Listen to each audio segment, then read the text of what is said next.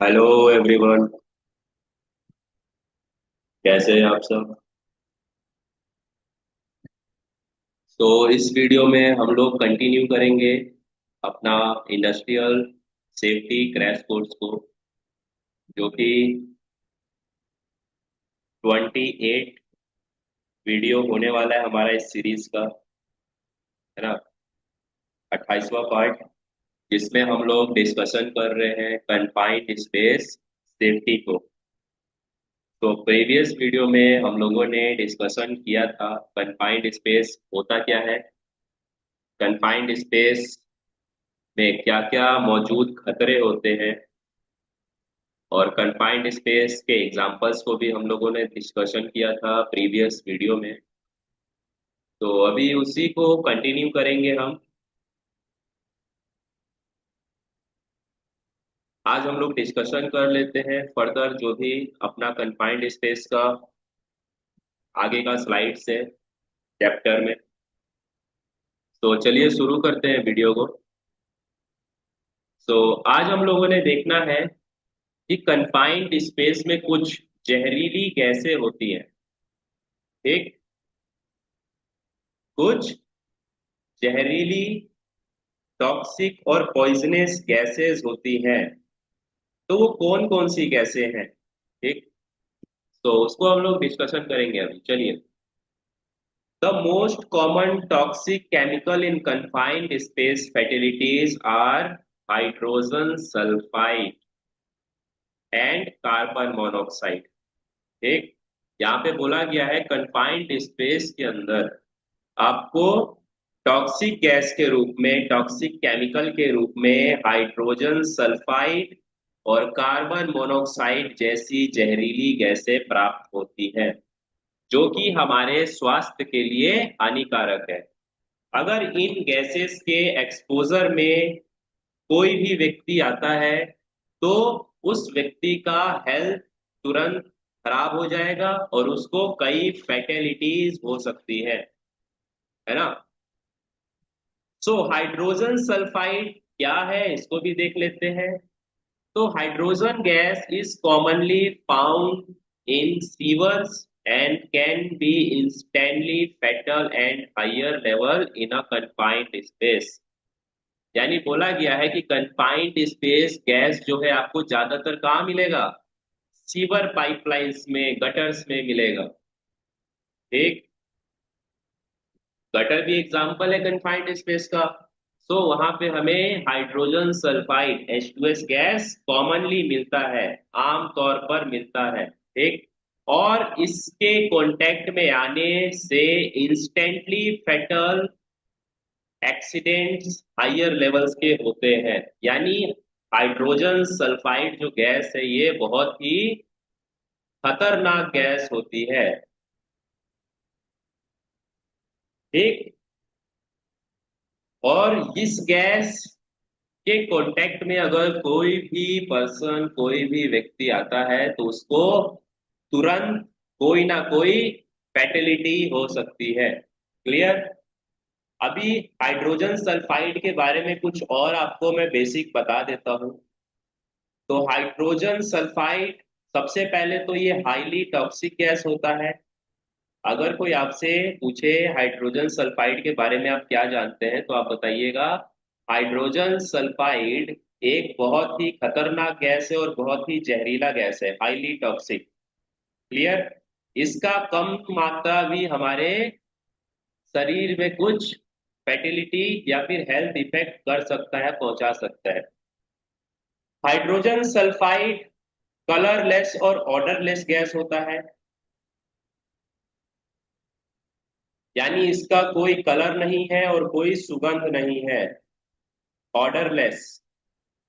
ठीक, confined space में पाए जाने वाला जो हाइड्रोजन सल्फाइड टॉक्सिक गैस है, उसका यहाँ पे प्रॉपर्टी बता रहा हूं मैं कि hydrogen sulphide highly toxic gas होता है और यह कलरलेस होता है और ऑर्डरलेस होता है। यानी इसका कोई रंग नहीं होता और इसको सूंघा भी नहीं जा सकता, सूंघ के भी पता नहीं लगाया जा सकता। और क्या होता है? तो इस गैस का अभी तक कोई भी व्यक्ति टेस्ट पता नहीं कर पाया कि ये कैसा है ना। ये आपको गैस के फॉर्म में और पाउडर के फॉर्म में, दोनों फॉर्म में मिलता है। क्लियर। ये पाउडर फॉर्म में भी आपको मिलता है। तो इसका किसी ने अभी तक टेस्ट भी पता नहीं किया है। क्यों? क्योंकि इसका हल्का सा मात्रा को भी अगर कोई एक्सपोज करता है तो उसका तुरंत हेल्थ इश्यू हो जाता है। ठीक है। और क्या? तो आपका जो हाइड्रोजन सल्फाइड गैस होता है, इसका एलियल परसेंट होता है 10 ppm, यानी 10 पार्टिकल पर मिनट। ठीक। जो कि सेफेस्ट होता है, यानी इतनी मात्रा अगर हमारे ऑक्सीजन लेवल में, हमारे वातावरण में रहेगा, तो हम यहाँ पे लॉन्ग टर्म में काम कर सकते हैं 8 आवर्स तक। ठीक। और इससे ज्यादा अगर बढ़ता है इसका मात्रा, 10 ppm से ज्यादा बढ़ता है, तो हमारे हेल्थ को इफेक्ट होता है।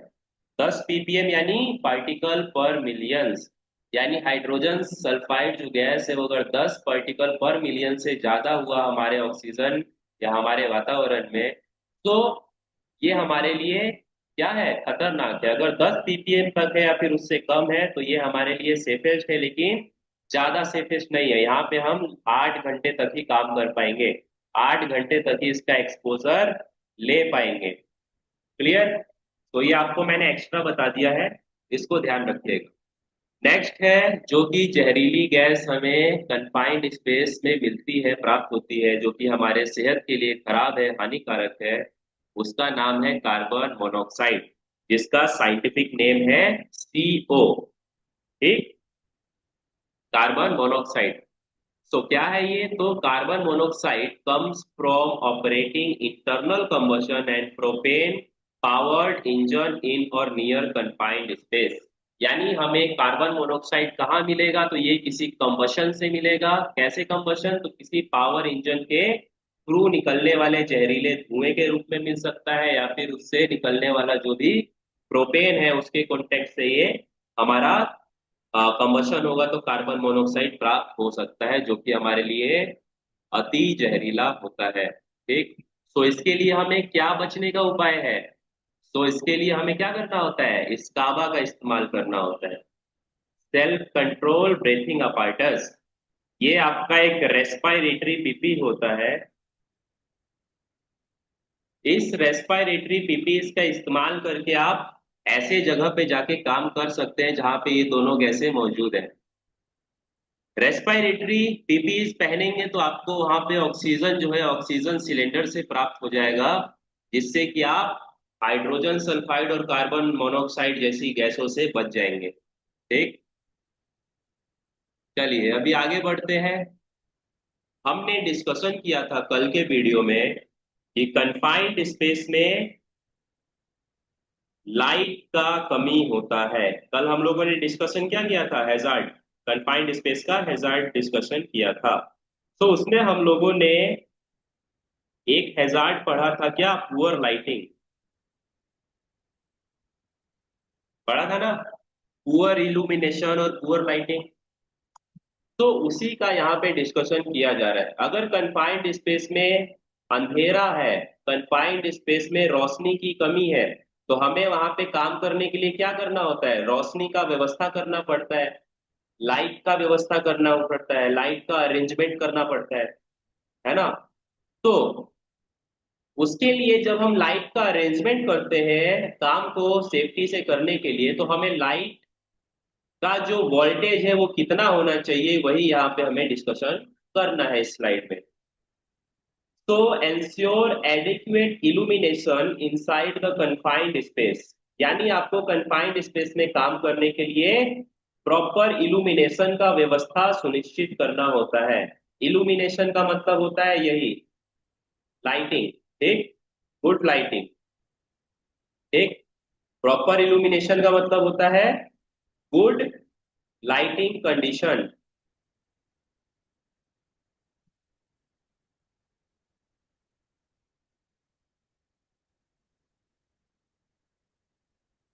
क्लियर। सो हमें ये सुनिश्चित कर लेना है कि जब भी हम लोग कन्फाइंड स्पेस में काम करने जा रहे हैं तो वहां पे रोशनी का अच्छा प्रबंध होना चाहिए, है ना। और जितना भी हम लाइट या इक्विपमेंट को लेके जा रहे हैं, उस लाइट का, मशीन का, इक्विपमेंट का जो वोल्टेज होना चाहिए वो 24 वोल्ट तक होना चाहिए। 24 वोल्ट से ज्यादा नहीं होना चाहिए। क्यों नहीं होना चाहिए? तो इसको पहले डिस्कशन करते हैं कि 24 वोल्ट कहाँ पे लिखा गया है कि 24 वोल्ट का ही आपको पोर्टेबल लाइट इंस्टॉल करना है। तो इसका रेफरेंस मिलता है हमें फैक्ट्री एक्ट 1948 के अधिनियम 36A में।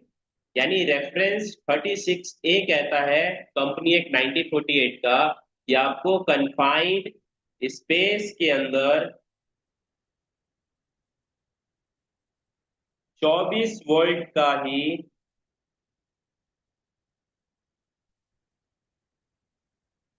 एलईडी या नॉन हीटिंग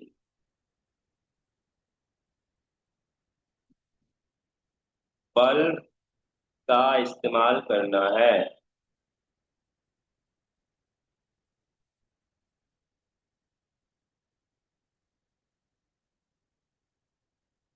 ठीक है। फैक्ट्री एक्ट 1948 का अधिनियम 36A कहता है कि कंफाइंड स्पेस के अंदर 24 वोल्ट का ही एलईडी या नॉन हीटिंग बल्ब का इस्तेमाल करना होता है। 24 वोल्ट का ही क्यों? 24 वोल्ट से ज्यादा क्यों नहीं? क्वेश्चन बनता है। तो 24 वोल्ट से ज्यादा इसीलिए नहीं, क्यों? क्योंकि जो आपका लाइट होता है ना, वो क्या रिलीज करता है? हीट रिलीज करता है, गर्मी। समझे? और कंफाइंड स्पेस में वैसे ही हाई टेम्परेचर होता है। वहां पे हाई टेम्परेचर है, और वहां पे और आप ऐसा लाइट लगा दो जिससे कि और गर्मी बढ़ जाए, तो वो भी एक दिक्कत है। प्लस और एक दिक्कत है, कंफाइंड स्पेस में फ्लेमेबल मटेरियल्स होते हैं, फ्लेमेबल गैसेस होती हैं। ठीक। तो फ्लेमेबल गैस में फ्लेम पकड़ने के लिए हीट, फ्यूल और ऑक्सीजन होना चाहिए। और अगर आप वहां पे गर्मी ज्यादा प्रोवाइड कर देंगे तो वो एक चांस क्रिएट कर देता है आग को जल्दी फैलाने के लिए, जल्दी क्रिएट करने के लिए। तो ये भी एक कंडीशन है जिसकी वजह से बोला गया है कंपनी एक्ट 1948 में कि आपको कंफाइंड स्पेस में 24 वोल्ट का ही एलईडी या नॉन हीटिंग बल्ब का इस्तेमाल करना है। तो इसको भी आप लोग याद रखिएगा, नोट कर लीजिएगा अलग से कि कंफाइंड स्पेस में मात्र आपको 24 वोल्ट तक का ही लाइट का इस्तेमाल करना है या फिर बल्ब का इस्तेमाल करना है। ठीक, जो कि काम को सेफ्टी से कराने के लिए सही है। चलिए अब आगे बढ़ते हैं। अभी तक हम लोगों ने डिस्कशन किया था कंफाइंड स्पेस का हैजार्ड्स को। अभी डिस्कशन करेंगे कंफाइंड स्पेस में जो हैजार्ड्स है उसको कंट्रोल कैसे किया जाए, यानी हैजार्ड्स को कम कैसे किया जाए। हम लोग क्या कर सकते हैं? हैजार्ड को कम कर सकते हैं, कंट्रोल कर सकते हैं, उस पे काबू कर सकते हैं। हैजार्ड्स को कभी भी हम खत्म नहीं कर सकते। ठीक। हैजार्ड हम लोग खत्म नहीं कर सकते। ठीक। क्यों? एक्सीडेंट अनवांटेड होता है ना, अनचाही घटना होती है एक्सीडेंट। तो चलिए आगे देखते हैं हम लोग कंफाइंड स्पेस का हैजार्ड्स को कैसे कंट्रोल किया जाए, उस पर डिस्कशन करते हैं।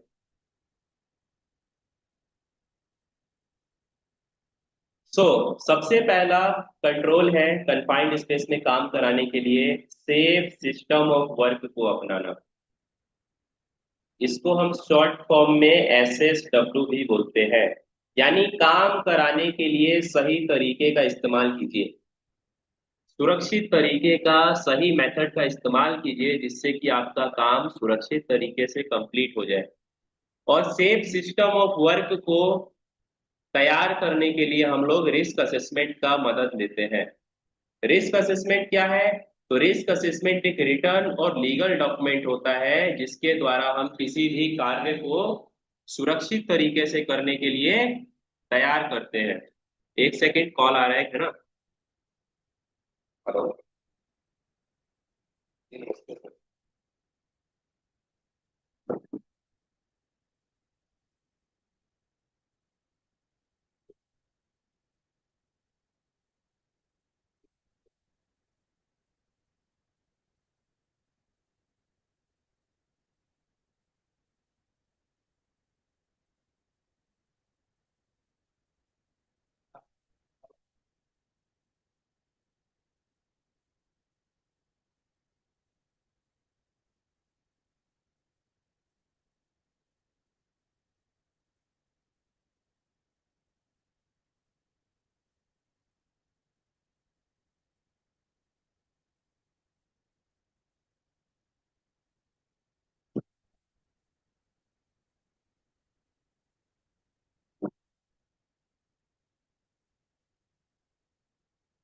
तो हम लोग डिस्कशन कर रहे थे कि कंफाइंड स्पेस में काम को सुरक्षित कैसे कराया जाए। तो उसके लिए हमें सेफ सिस्टम ऑफ वर्क को अपनाना पड़ता है। सेफ सिस्टम ऑफ वर्क में यही बताया जाता है कि काम को सुरक्षित कैसे कंप्लीट कराया जाए। ठीक। काम को सुरक्षित तरीके से कैसे कंप्लीट कर सकते हैं। So where is not reasonably practicable to avoid entry into confined space, then make a risk assessment। यानी बोला गया है अगर confined space में काम को सुरक्षित तरीके से अ, आप अगर सॉरी काम को आप अवॉइड नहीं कर सकते, आपको काम करने के लिए जाना ही है वहां पे, तो आपको रिस्क असेसमेंट तैयार कर लेना है और रिस्क असेसमेंट तैयार करने के बाद ही आपको काम को शुरू कराना है कंफाइंड स्पेस में। और इसके लिए बताया गया है कि आपको रिस्क असेसमेंट तैयार कर लेना है। रिस्क असेसमेंट का मतलब होता है जोखिमों का आकलन करना। ठीक। जिसमें हम पता लगाते हैं कि काम करने के दौरान क्या क्या स्टेप्स का हम पालन करेंगे और उस स्टेप्स में क्या क्या मौजूद खतरे हैं और उन खतरों से हम कैसे बचेंगे। सो नेक्स्ट है सेफ प्लेस ऑफ वर्क। यानी आपको कंफाइंड स्पेस में काम को सही तरीके से कराने के लिए वहां का सुरक्षित वर्क प्लेस भी वर्कर्स को प्रोवाइड करना है। तो उसके लिए क्या करते हैं हम लोग, गैस टेस्टिंग करते हैं कि कंफाइंड स्पेस में कौन कौन सा जहरीला गैस है, कौन कौन सा टॉक्सिक कंटेमिनेंट्स बचा है वहां पे, कौन कौन सा ऑक्सीजन का लेवल है वहां पे, है ना, ऑक्सीजन लेवल कितना है, ये सब चेक करते हैं। अगर कंफाइंड स्पेस में प्रॉपर हवा का आदान प्रदान नहीं है तो वहां पे वेंटिलेशन प्रोवाइड करते हैं। ठीक। अगर कंफाइंड स्पेस में लाइट की कमी है तो वहां पे लाइट का व्यवस्था प्रोवाइड करते हैं।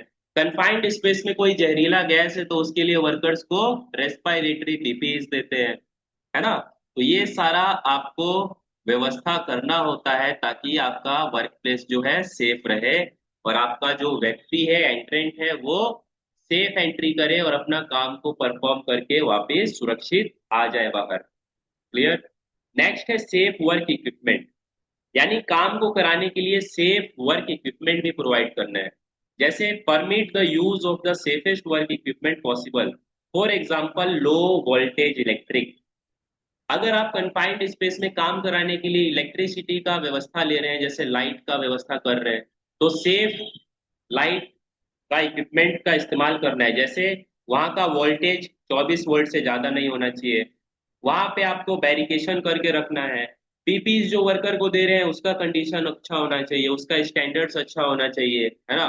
तो ये सारी चीजें हमें तैयार करके वर्कर्स को देनी है जिससे कि अपना कंफाइंड स्पेस का जो हैजार्ड है वो कंट्रोल में आ सके। नेक्स्ट है safe substance for use at work. यानी substituting dangerous flammable toxic substance such as chemical और गैस फॉर सेफर अल्टरनेटिव्स। यानी बोला गया है आपको क्या करना है, काम को कराने के लिए आपको जितना भी फ्लेमेबल और टॉक्सिक सब्सटेंस है उसको कंट्रोल करना है। उन सभी गैसेस को या फिर उनका अल्टरनेटिव निकालिए, उनको कम कीजिए, या फिर उसके लिए आप कुछ सेफ्टी इक्विपमेंट का इस्तेमाल कीजिए, पर्सनल प्रोटेक्टिव इक्विपमेंट्स का इस्तेमाल कीजिए जिससे कि वर्कर्स अपने काम को सुरक्षित तरीके से कर पाए। ठीक। नेक्स्ट है safe management supervision and monitoring. यानी आपको कार्य को कराने के लिए उस कार्य प्लेस का अच्छा सुपरविजन और अच्छा देख रेख या मॉनिटरिंग भी करवाना है, जिससे वहां का काम सुरक्षित तरीके से और सेफ्टी से कंप्लीट किया जा सके। अगर वहां पे कोई इमरजेंसी क्रिएट होता है तो इमरजेंसी में कैसे डील किया जाए उसके लिए वर्कर्स को ट्रेनिंग दीजिए। वहां का कम्युनिकेशन मेथड अच्छा रखिए, कन्फाइंड स्पेस के अंदर अगर कोई व्यक्ति गया है तो उसके साथ बराबर तालमेल रखिए, बातचीत करते रहिए, है ना। कन्फाइंड स्पेस में लगातार काम व्यक्ति से मत करवाइए, उनके लिए अच्छा माहौल वहां पे प्रोवाइड कीजिए, लाइट का व्यवस्था प्रोवाइड कीजिए। अंदर अगर कोई खतरनाक गैस है तो उसको आप कंट्रोल करने के लिए क्या कर रहे हैं, वो सारी चीजें आपको मैनेज करनी होती है, जिससे कि आप कन्फाइंड स्पेस का हैजार्ड्स को कंट्रोल कर सकते हैं। नेक्स्ट है सेफ वर्कर्स, यानी वर्कर्स को आप क्या करेंगे, सेफ्टी प्रोवाइड करने के लिए वर्कर्स को ट्रेनिंग भी दे सकते हैं। Employees must be fully trained, यानी एम्प्लॉइज को आपको ट्रेनिंग देना है। ट्रेनिंग क्या देना है, तो उनको काम के बारे में बताना है कि आपका जो कन्फाइंड स्पेस का काम है, कार्य है, वो कैसा कार्य है, खतरनाक है तो कितना खतरनाक है, उसमें क्या क्या सावधानियां बरत के आपको काम करनी है, वो आपको वर्कर्स को बताना होता है। ठीक। और ये आप कैसे करते हैं, तो टूल बॉक्स टॉक के थ्रू और सेफ्टी मीटिंग के थ्रू, ये आप वर्कर्स को प्रोवाइड करते हैं, जिससे आपका वर्क प्लेस पे वर्कर्स काम को सुरक्षित तरीके से परफॉर्म करता है। ठीक। चलिए, अब देखेंगे हम लोग कन्फाइंड स्पेस का सेफ्टी टिप्स को। यानी कन्फाइंड स्पेस में हमें कुछ जरूरी टिप्स को याद रखना होगा, जिससे कि हमारा कन्फाइंड स्पेस का काम सेफ्टी से कंप्लीट हो जाए।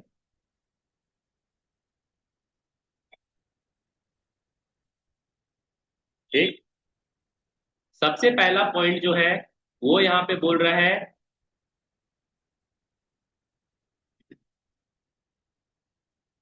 Gas monitoring prior to the work and during the work. यानी बोला गया है कन्फाइंड स्पेस में जाने से पहले आप कन्फाइंड स्पेस का मॉनिटरिंग कर लीजिए, निरीक्षण कर लीजिए।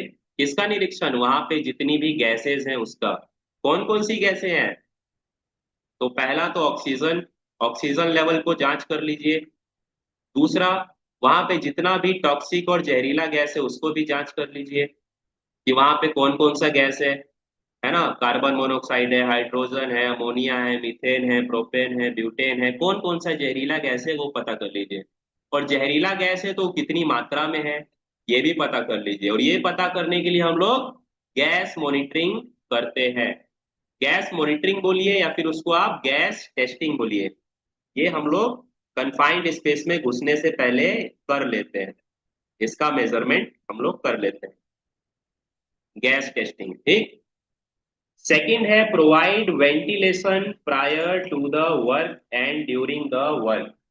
यानी आपको कन्फाइंड स्पेस में एंट्री करने से पहले क्या करना है, वहां का वेंटिलेशन को सुनिश्चित कर लेना है कि वहां का हवा का आदान प्रदान प्रॉपर तरीके से हो।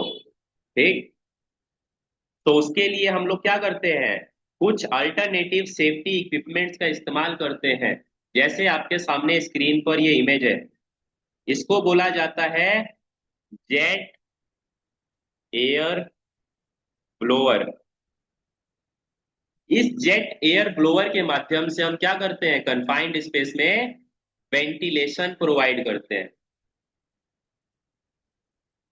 वेंटिलेशन बोले तो हवा का आदान प्रदान अच्छा होना चाहिए, ताकि वर्कर्स को कन्फाइंड स्पेस में काम करने में कोई दिक्कत परेशानी ना हो। Clear. Third point, conduct safety training to the workers. यानी वर्कर्स को आपको क्या करना है, सेफ्टी ट्रेनिंग भी प्रोवाइड करना है, जिससे वर्कर्स को भी मालूम रहे कि कंफाइंड स्पेस में कौन कौन से खतरे हैं और उन खतरों से कैसे बचा जाएगा, खतरों से कैसे डील किया जाएगा, ये आपको वर्कर्स को ट्रेनिंग में बताना होता है। क्लियर। चलिए, नेक्स्ट पॉइंट है proper personal protective equipments and assign hole watcher.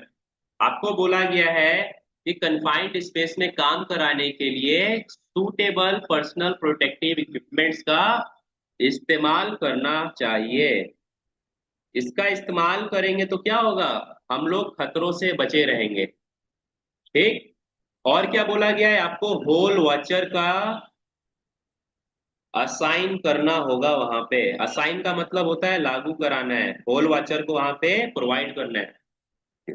Whole watcher कौन होता है, अटेंडेंट होता है। हम लोग प्रीवियस वीडियो में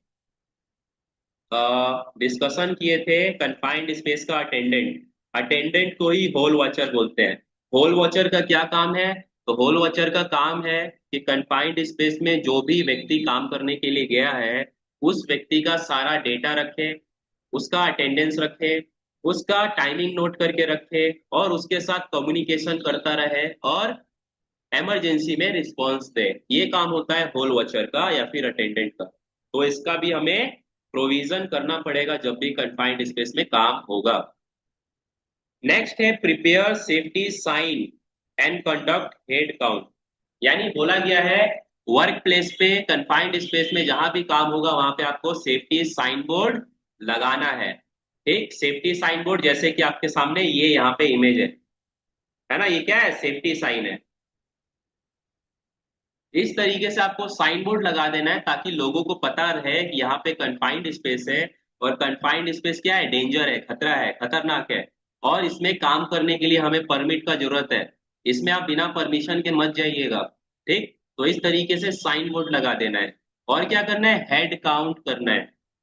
हेड काउंट का मतलब क्या होता है, गिनती करना है। क्या गिनती करोगे जी, वर्कर्स, एंट्रेंट, कितना एंट्रेंट अंदर गया कितना एंट्रेंट बाहर आया, इसका हमें हेड काउंट करना होता है। ठीक।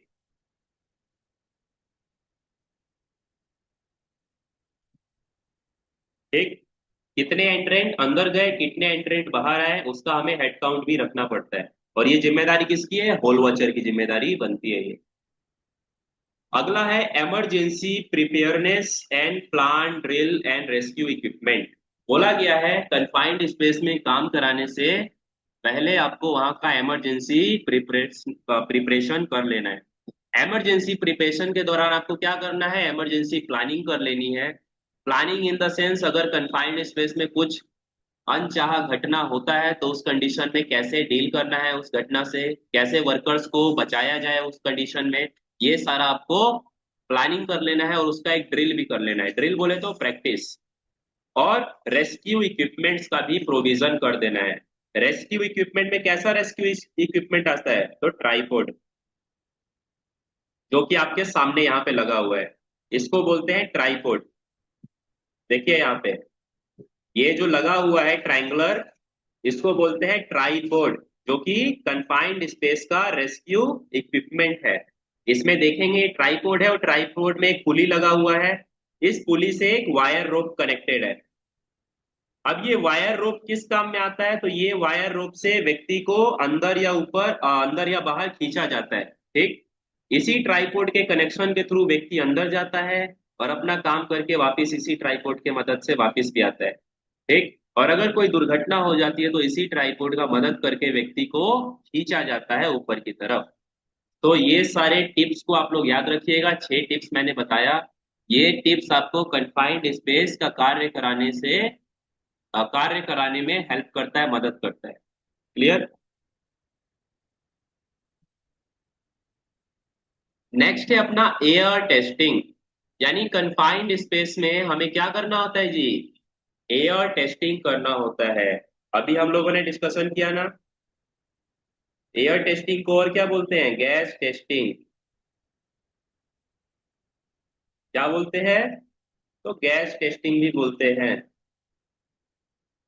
और यह गैस टेस्टिंग किस इक्विपमेंट के मदद से की जाती है, तो गैस मॉनिटर के मदद से की जाती है या फिर गैस डिटेक्टर के मदद से की जाती है।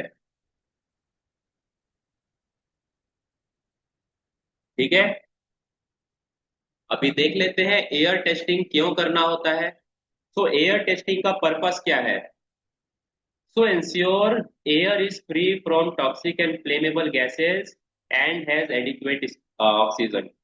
बोला गया है एयर टेस्टिंग या गैस टेस्टिंग करने का मकसद यही है, पर्पस यही है कि आपको पता लगाया जा सके कि वहां पे जो कंफाइंड स्पेस में हवा है वो शुद्ध होनी चाहिए, वहां का जो ऑक्सीजन लेवल है वो बराबर होना चाहिए, वहां पे कोई टॉक्सिक या फ्लेमेबल गैस का पता लगाया जाए।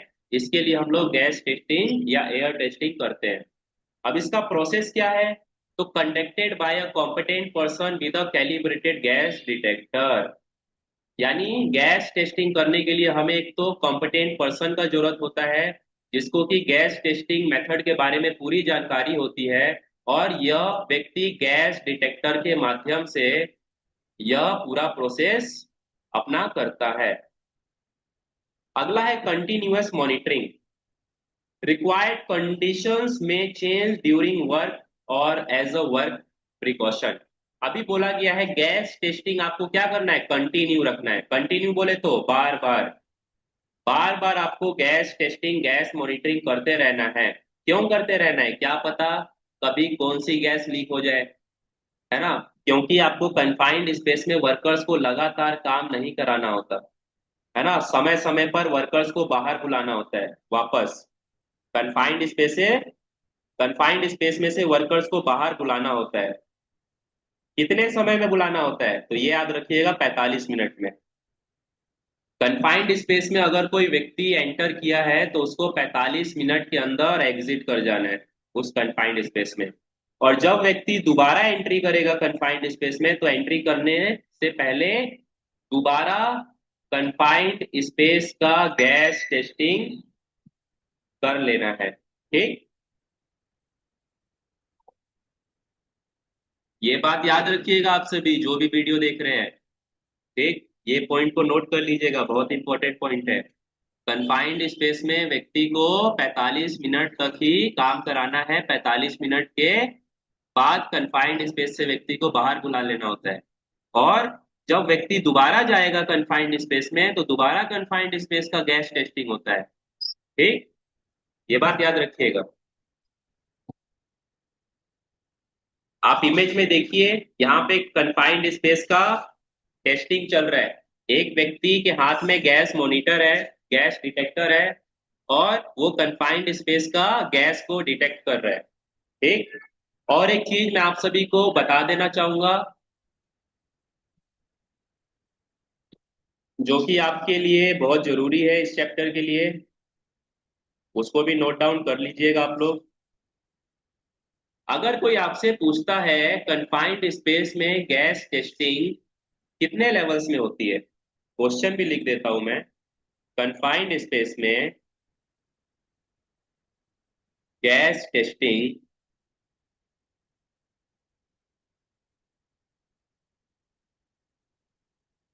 कितने लेवल्स में की जाती है, ये हो गया क्वेश्चन। इसका आंसर क्या है, 3 लेवल्स में।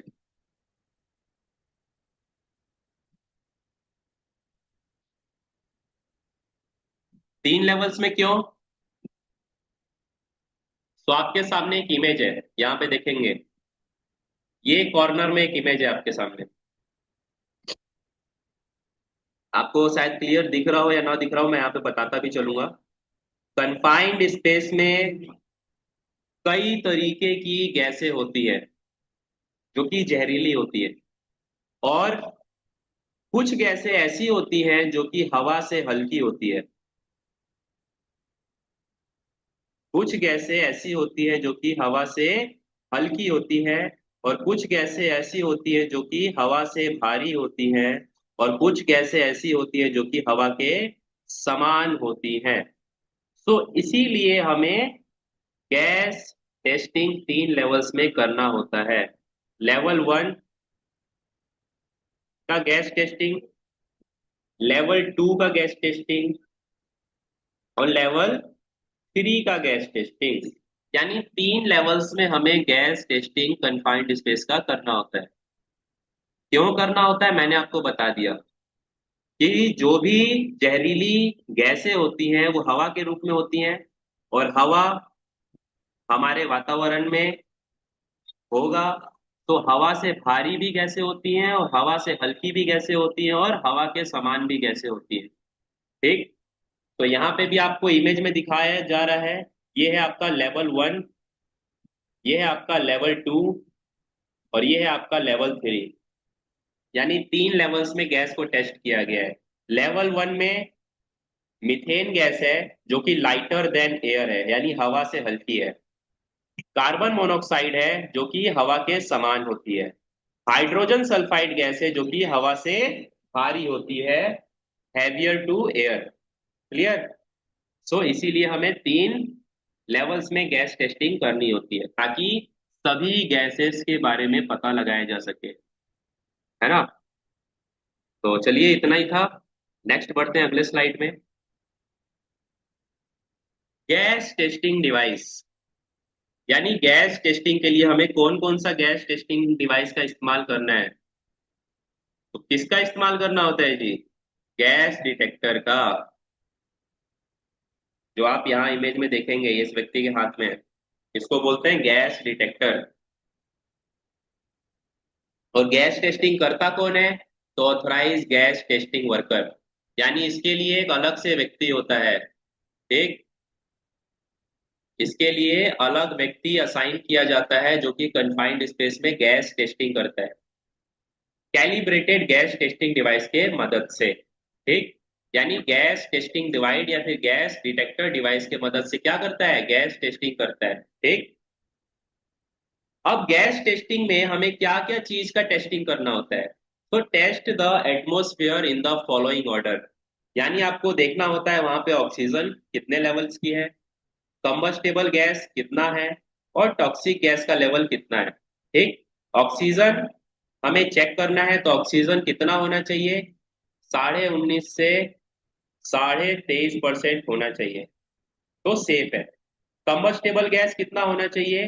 तो इसका एलईएल 10% होना चाहिए, है ना। यानी इसकी मात्रा जो है कंबस्टेबल गैस की 10% होनी चाहिए, तो वो सेफ है। 10 से ऊपर जाएगा तो अनसेफ है। टॉक्सिक गैस, तो टॉक्सिक गैस में हमने डिस्कशन किया H2S, है ना, CO कार्बन मोनोऑक्साइड या अमोनिया, ये सभी गैसेस का हमें टेस्टिंग करना होता है। यानी गैस टेस्टिंग हमें इसीलिए जरूरी है ताकि हम पता कर पाए कि एटमॉस्फेयर में कौन कौन सा गैस मौजूद है और किस मात्रा में है। क्लियर।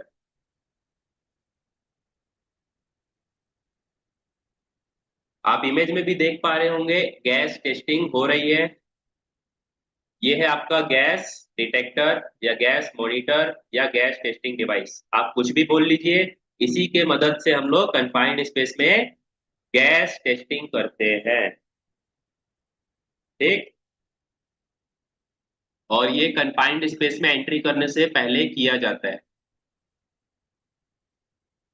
उसके बाद आपके सामने एक इमेज है, इस इमेज में आप लोग देख पा रहे होंगे कि आपको कन्फाइंड स्पेस में वेंटिलेशन प्रोवाइड किया जा रहा है। वेंटिलेशन बोले तो हवा का आदान प्रदान।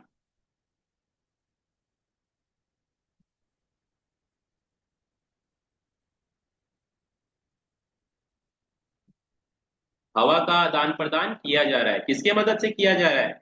तो जेट एयर ब्लोअर के माध्यम से। ठीक। जो कि आपके सामने इमेज में है।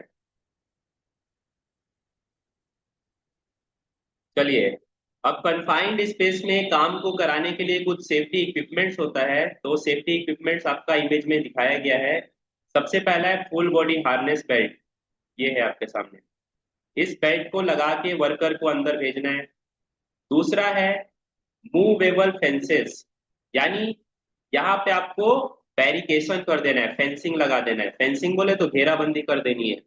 तीसरा gas meter, toxic gas meter, यानी गैस मीटर से आपको गैस को चेक कर लेना है। चौथा है स्ट्रेचर, यानी किसी व्यक्ति को अगर कुछ हो गया तो स्ट्रेचर के माध्यम से उसको लेके जाया जा सके सेफ प्लेस पे। ब्रेथिंग अपार्टस, ब्रेथिंग अपार्टस यानी यहाँ पे एक सिलेंडर है, इस सिलेंडर के माध्यम से वर्कर अपना सुरक्षित साफ सांस ले पाएगा। रेस्क्यू टेटर, ठीक, रेस्क्यू सीटेटर, यानी इसके माध्यम से आप क्या करेंगे? रेस्क्यू कर सकते हैं व्यक्ति को, वर्कर को। चेस्ट बेल्ट होता है इसके अंदर। नेक्स्ट है फर्स्ट एड बॉक्स, यानी व्यक्ति को कोई चोट लग जाए तो उसके कारण उसका तुरंत इलाज किया जा सके वर्क प्लेस पे, ठीक, बैंडेज ट्रीटमेंट वगैरह किया जाए। हेड लैम्प या हेड टॉर्च, यानी व्यक्ति को कंफाइंड स्पेस में भेजने से पहले उसको लाइट का व्यवस्था कर दीजिए हेड लैम्प और हेड टॉर्च की मदद से, जो कि 24 वोल्ट से ज्यादा नहीं होना चाहिए। दूसरा है सेफ्टी बूट, वर्कर को सेफ्टी शूज भी प्रोवाइड कर दीजिए जो कि नॉन स्लिपरी होगा और स्टील टो का बना रहेगा, स्टील टो गार्ड उसमें इंस्टॉल रहता है। नेक्स्ट है कम्युनिकेटर, यानी व्यक्ति को कम्युनिकेशन डिवाइस प्रोवाइड कर दीजिए, वॉकी टॉकी प्रोवाइड कर दीजिए जिससे कि आपका उससे बात होता रहे बराबर। लाइफ लाइन, लाइफ लाइन एक रस्सी होती है जिसके मदद से व्यक्ति को बांधा जाता है और तब कंफाइंड स्पेस के अंदर भेजा जाता है। नेक्स्ट है ट्रैफिक कोन और साइन बोर्ड, यानी वहां पे आपको साइन बोर्ड का व्यवस्था कर देना है जिससे कि बाकी लोगों को भी पता रहे कि वहां पे क्या काम चल रहा है और किस चीज का काम चल रहा है। एयर ब्लोअर, एयर ब्लोअर के माध्यम से हम क्या करते हैं, वेंटिलेशन प्रोवाइड करते हैं वर्क प्लेस पे जिससे कि हवा का आदान प्रदान अच्छा हो जाता है। नेक्स्ट है tripod and fall arrester. Tripod यहाँ पे ये एक डिवाइस होता है जिसके मदद से व्यक्ति को कंफाइंड स्पेस के अंदर भेजा जाता है और वहां से इमरजेंसी के दौरान व्यक्ति को निकाला भी जाता है। सो नेक्स्ट है other types of respiratory protection, यानी कंफाइंड स्पेस में हमें काम कराने के लिए इस तरीके का रेस्पिरेटरी प्रोटेक्शन दिया जाता है वर्कर्स को, जिसको कि हम स्काबा बोलते हैं, सेल्फ कंटेन ब्रीथिंग अपार्टस। तो ये वर्कर्स को प्रोवाइड करना है, तो ये कैसा होना चाहिए, तो उसी के बारे में यहाँ पे बताया गया है। सो डिस्पोजेबल मास्क, यानी आपको ऐसा स्काबा प्रोवाइड करना है जिसमें कि मास्क वगैरह कनेक्टेड हो, ठीक। यूज क्या है, तो for minimal risk and particulate matter, यानी बोला गया है आप अगर नॉर्मल मास्क का इस्तेमाल करते हैं तो वो आपको मिनिमल रिस्क से बचाता है और पर्टिकुलेट मैटर से, आपकी डस्ट वगैरह वगैरह से बचाता है। दूसरा है half risk respirator, half mask respirator. Half mask respirator आपको बचाता है protection against dust and mist, यानी धूल मिट्टी के कण को आपके सांसों के द्वारा अंदर भेजने से रोकता है कौन, हाफ मास्क रेस्पिरेटर, ठीक। नेक्स्ट है full face respirator. Full face respirator का क्या काम है, तो उसका काम है protection against gases vapours and particulates, यानी जब आप पूरे फेस को कवर कर लेंगे फुल फेस रेस्पिरेटर से तो वो आपको किसी जहरीली गैस या वेपर से बचाएगा। नेक्स्ट है स्काबा सेल्फ कंट्रोल ब्रीथिंग अपार्टस। तो ये आपको हाईली टॉक्सिक गैसेस से बचाता है और इमरजेंसी सिचुएशन में भी आपको शुद्ध हवा, शुद्ध एनवायरनमेंट का हवा प्रोवाइड करता है for high risk environment and emergency situations like IDLH. IDLH का मतलब होता है immediate death life of health, ठीक, या फिर immediate danger to life health, यानी आपके शरीर को, आपके हेल्थ को किसी तरीके का हाईली रिस्क में, हाईली डेंजर है तो उसके लिए आपको इसकावा इस्तेमाल करके जाना होता है। देख सकते हैं आप लोग, ये इसकावा लगाया हुआ है पीछे व्यक्ति ने और ये इसकावा पहन के कंफाइंड स्पेस में घुसा है।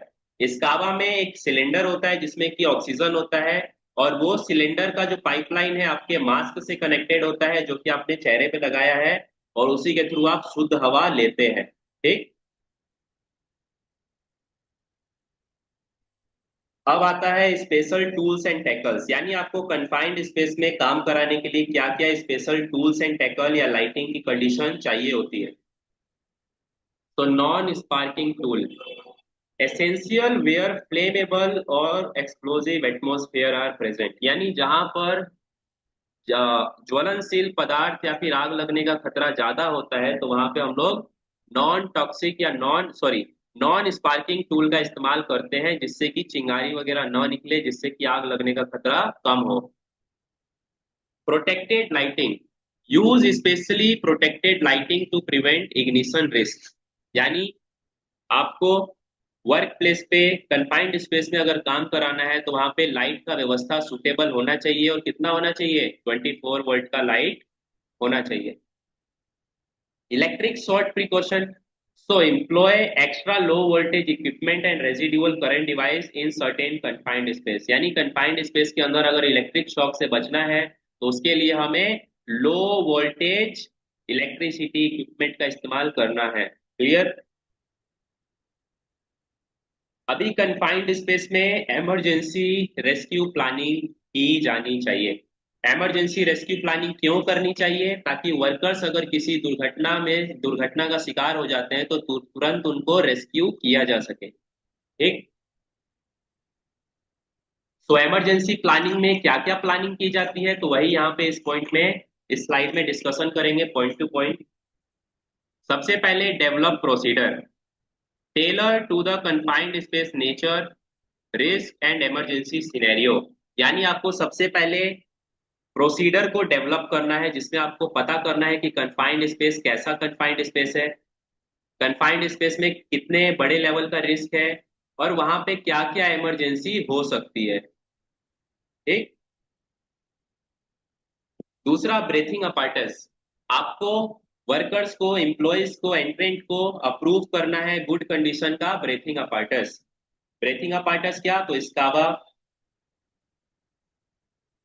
या फेस मास्क, है ना, filter face mask, half face mask, dual filter face mask, ये सब आपको प्रोवाइड करना है जिससे व्यक्ति सुरक्षित तरीके से सांस ले पाए। Reviving apparatus suitable for emergency use, यानी कुछ ऐसा एक्स्ट्रा सूटेबल इमरजेंसी इक्विपमेंट इस्तेमाल करना है जिससे व्यक्ति इमरजेंसी कंडीशन में भी ऑक्सीजन ले पाए। Oxygen air supply sufficient vessels available, यानी आपको ऑक्सीजन का, एयर का सप्लाई वर्क प्लेस पे करना है। कैसे करना है, तो वेंटिलेशन वगैरह आपको बराबर रखना है, वेंटिलेशन। ठीक। और वहां पे कई तरीके का जो इक्विपमेंट्स मैंने बताया, ब्रीथिंग अपार्टस वगैरह प्रोवाइड कर देना है। सेफ्टी हार्नेस एंड बेल्ट या रोप्स, आपको वर्कर्स को रेस्क्यू करने के लिए वहां पे सेफ्टी हार्नेस और रोप्स का इस्तेमाल करना है। सेफ्टी हार्नेस क्या है, तो सेफ्टी हार्नेस एक बेल्ट होता है जिसको कि व्यक्ति पहन के कंफाइंड स्पेस में जाता है, और अगर कुछ इमरजेंसी हो जाती है तो उसके माध्यम से बाहर खड़ा व्यक्ति उसको आसानी से रेस्क्यू कर लेता है, खींच लेता है। ठीक। Alarm system audio and visual alarm alert दस आउटसाइड, यानी अलार्म सिस्टम भी आपको रखना है। ठीक। जिससे कि कोई दुर्घटना या कोई भी इमरजेंसी इंसिडेंट अगर क्रिएट होता है तो बाहर खड़े व्यक्ति को तुरंत पता चल जाए। ठीक है। तो आप देख सकते हैं इमेज में, यह है आपका कन्फाइंड स्पेस रेस्क्यू का प्लानिंग। यह है आपका ट्राइपॉड, ट्राइपॉड में लगा हुआ यहाँ पे पुली, इसको बोलते हैं पुली। और इस व्यक्ति ने क्या पहना है, हार्नेस बेल्ट पहना है। ये सारी चीजें हमें वर्क प्लेस पे प्रोवाइड करनी है जब भी कन्फाइंड स्पेस का काम चलेगा। तो ये था वीडियो हमारा कन्फाइंड स्पेस का, यहीं पे चैप्टर खत्म होता है। ठीक। नए वीडियो में नए चैप्टर के साथ हम लोग मिलेंगे, तब तक के लिए गुड बाय सभी को।